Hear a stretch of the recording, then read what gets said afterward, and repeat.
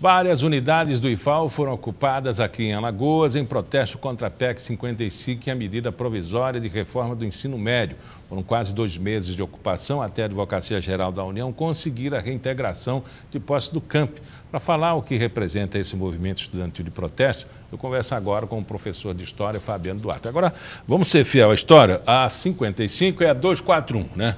Ela migrou para o Senado e se transformou nesse número. Mas vamos pautar isso aí para que o nosso telespectador entenda direitinho. O que é a PEC 241, a PEC 55? Bom, Miguel, primeiramente agradecer o espaço aqui na TV Educativa, porque tem sido uma disputa de narrativa e de discurso muito forte, né? Infelizmente, as grandes mídias não têm dado espaço para a gente fazer o debate.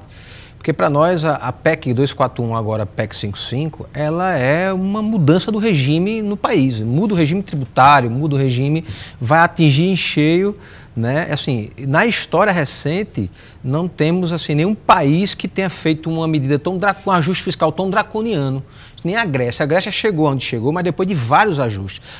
Essa PEC 55, que o governo está querendo aprovar, ela vai numa paulada só fazer isso no Brasil. Então, para nós, a PEC vai significar, por isso que a gente é chamado a PEC da morte, porque vai significar a destruição do serviço público, em especial de saúde, segurança, assistência social, previdência social, como a gente conhece até então. Explique melhor essa situação. Porque, veja, com a PEC vai ficar garantido ainda mais, porque hoje por hoje, vários especialistas, o pessoal que discute inclusive a dívida pública, né, já coloca que hoje por hoje quase a metade de tudo que é arrecadado na União já é para garantir a dívida e os juros da especulação financeira. Com a PEC isso vai aumentar. A PEC vai garantir uma porcentagem ainda maior desses recursos públicos, diminuindo. E o discurso que é construído, Miguel, e aí assim, a gente não vai entrar num debate muito técnico da questão econômica, porque é um debate político e histórico, porque, veja, o que é que está acontecendo? O discurso do governo e da grande mídia é, ora, estão dizendo que gastou-se demais em educação e saúde no último período. Ora, eu pergunto para a sociedade, como é que está a saúde e a educação pública no país? Porque se gastou demais, era para a saúde e a educação, está numa situação diferente. Então, esse discurso não condiz com a realidade concreta do que está acontecendo no país. É só olhar para os hospitais públicos, é só olhar para as escolas públicas, em especial as escolas estaduais e municipais do país inteiro. No Paraná, por exemplo, as ocupações lá é quase que a totalidade das escolas estaduais do Paraná. Mas não é o que diz a conta, porque os 25%, por garantia constitucional, tinha que ser aplicado. Exatamente. Está na Constituição de 88, que é outra coisa também que precisa discutir. Agora, se administrou de forma errada, se o dinheiro foi para o galo, aí é outra história. Sim, com certeza. Mas não que se gastou muito. Porque esse é o discurso do governo e da grande mídia, né?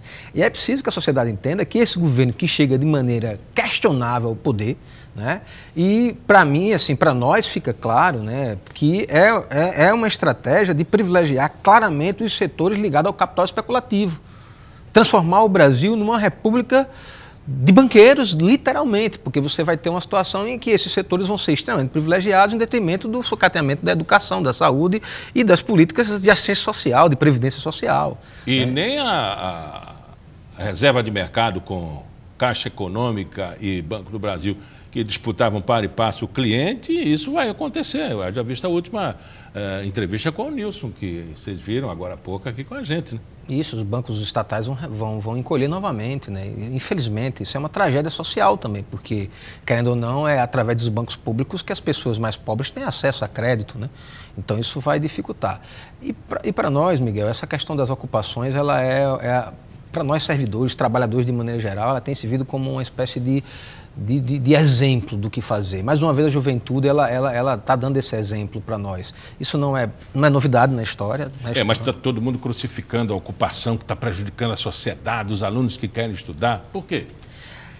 Olha, eu acredito isso, Miguel. Há duas questões para mim que são fundamentais. Primeiro, nossa sociedade, a sociedade brasileira, ela paga um tributo muito caro à sua história de escravidão e de opressão aos mais pobres. Então isso faz com que, por exemplo, toda vez que as classes trabalhadoras e os mais pobres têm um certo protagonismo político, há todo um processo de criminalização desses setores. A sociedade brasileira ela foi educada desde a escravidão, a não aceitar o protagonismo dos trabalhadores, sejam negros, índios, sem terra, sem teto, estudantes. E a outra coisa é o papel, infelizmente, antidemocrático que a grande mídia vem desempenhando, assim, em passar só uma versão dos fatos. Não abrir o espaço, como, por exemplo, a gente está fazendo aqui agora. Isso é a questão democrática, de a gente colocar as várias visões, liberais, social-democratas, esquerda, socialistas, comunistas, e a sociedade poder amadurecer, a sociedade civil poder amadurecer. Mas aí eu volto a dizer, como a nossa sociedade ela paga um tributo muito caro à escravidão, a nossa sociedade ela é marcada duramente pela escravidão e isso faz com que as nossas instituições públicas e a própria imprensa seja autoritária. Essa é a grande verdade. O que a gente está vendo no Brasil hoje, essa criminalização das ocupações estudantis, que é um exemplo de cidadania.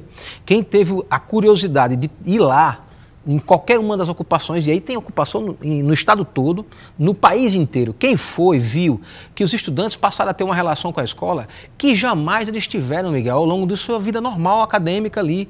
Eles passaram a cuidar da escola, a limpar a escola, a cozinhar o próprio alimento, a cuidar das coisas que eles não faziam no cotidiano. A relação desses meninos com a escola mudou radicalmente, Miguel. Depois, desses estudantes que participaram das ocupações, eu tive a oportunidade de ir a várias dessas ocupações, dar aulas públicas, aula para o Enem, antes do Enem, e em momento algum as ocupações atrapalharam o Enem. Foi uma política deliberada do governo, do MEC, desse atual governo, desse atual Ministério da Educação, para jogar a opinião pública contra as ocupações. Os meninos estavam o tempo todo dispostos à negociação, que essa é outra coisa que preciso dizer, Eles estavam ali não para atrapalhar, muito pelo contrário, para se mobilizar e para defender as escolas deles, porque eles sabem que a PEC 241, agora do 55, é um ataque brutal às escolas. O que pode acontecer com a aprovação dessa PEC?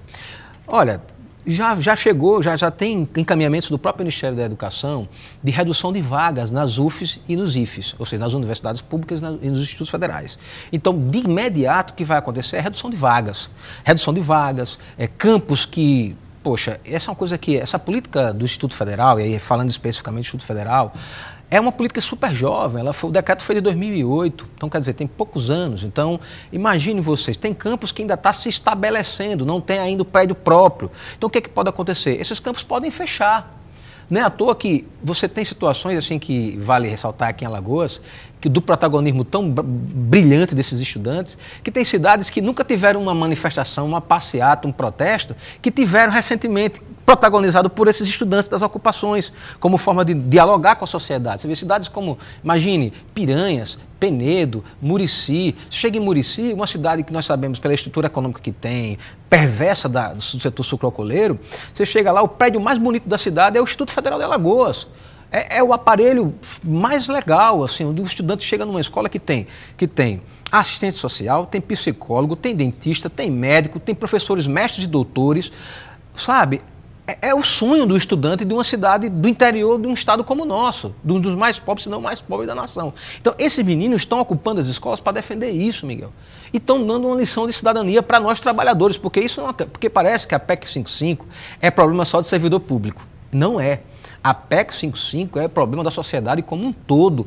Todos os trabalhadores, sejam do setor público ou do privado, vão ser atingidos. Porque imagine o trabalhador do comércio, do setor privado, quando ele tiver um problema de saúde que tiver que ir para o hospital público, que já está caótico, vai ficar ainda mais. Então, essa é a consequência. Por que vai ficar ainda mais? Porque a PEC quer congelar por 20 anos os investimentos, é isso? Perfeitamente. Imagine, vão congelar os investimentos em saúde e educação por 20 anos, só que a população cresce. A demanda aumenta ano após ano, fora que você tem servidores que se aposentam, A estrutura da escola vai precisar de reforma, porque gasta-se, óbvio, as paredes precisam pintar, a parte elétrica precisa reformar, é preciso estar renovando. Imagina, escola técnica, nós somos o Instituto Federal de Ciência e Tecnologia, nós vamos precisar estar acompanhando o desenvolvimento das forças produtivas. Agora, isso requer professor, investimento. A família brasileira, ela busca saídas. Sim. Por exemplo, ela paga o plano de saúde. Já que o INSS não atende, vai para o plano de saúde. Aí paga 2 vezes. A escola, já que a escola não está funcionando, vai para a escola privada.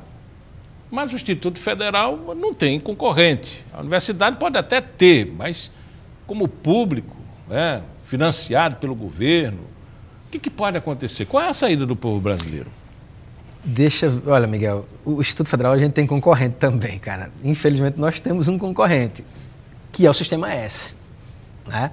Veja que nesses últimos anos, boa parte dos investimentos públicos também foram carreados para o Sistema S, que é o Senai, Senac, SESI. Eles cumprem um papel de ofertar ensino técnico para a sociedade, né?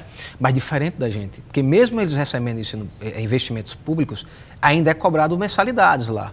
São poucos os cursos lá, os cursos mais curtos, né, chamados FIX, que são mais baratos, são gratuitos, oferecidos gratuitamente pelo então Pronatec, que inclusive a gente questiona a efetividade do Pronatec, mas até o próprio Pronatec está ameaçado. Aliás, o Pronatec já fechou em vários lugares, porque o funcionamento do Pronatec dependia do repasse de verbas do Ministério da Educação.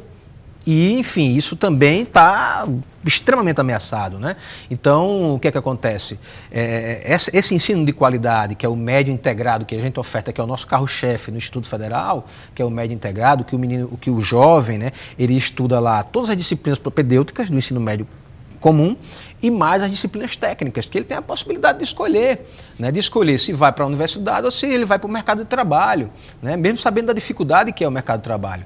E essa proposta de reforma do ensino médio do governo, que é outra grande bandeira dos movimentos estudantis hoje nas ocupações em Alagoas, tanto nos IFES também, como nas escolas estaduais em Arapiraca, você tem assim uma luta brilhante do movimento estudantil em Arapiraca também, fazendo lá ocupações nas escolas estaduais, na própria universidade estadual, que vive de maneira muito precária, sofrendo com um orçamento limitado, né? Então, esse é o cenário que você tem, né, de luta desse movimento estudantil contra essa PEC e contra essa reforma do ensino médio. Professor, como é que a imprensa está tratando esse assunto, na sua avaliação? Olha, Miguel, eu acho que aqui, por exemplo, é um dos poucos espaços que a gente tem tido assim, de conversar de maneira democrática. TV né? educativa. TV educativa, certo. Né? Infelizmente, a grande mídia, que é a que, infelizmente, tem mais acesso ao grande público, à sociedade civil, e que, de certa forma, forma a opinião pública, né, tem tratado muito mal.